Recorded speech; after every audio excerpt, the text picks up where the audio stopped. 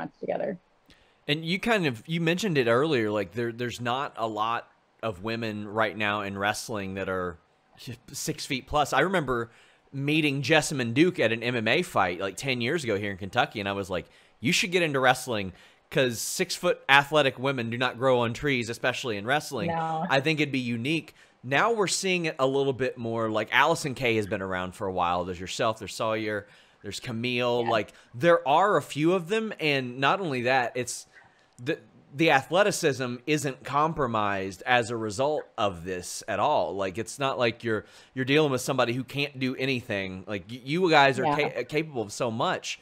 I mean, how did that affect your training compared to everybody else?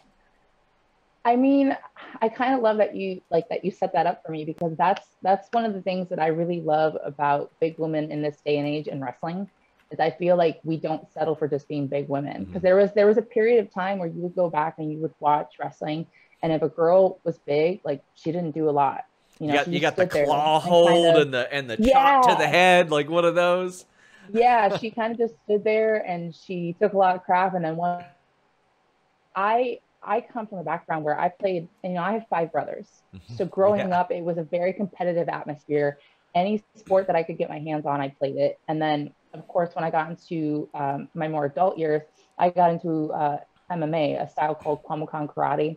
And I did a lot of judo and jiu-jitsu, and I competed in a lot of kumite. So like I did a lot of sparring and stuff like that. So when I got into wrestling, I didn't just want to be a big girl. I wanted to be very much a hybrid wrestler. And I love the fact that I'm not the only big girl these days that feels that way, because now when we do have these big girl matches, there's so much more to bring to it. Because not only do you get these moments of like, oh my gosh, these girls are big and they're intimidating, but once we get going, you're like, oh, I wasn't expecting that. That's really cool.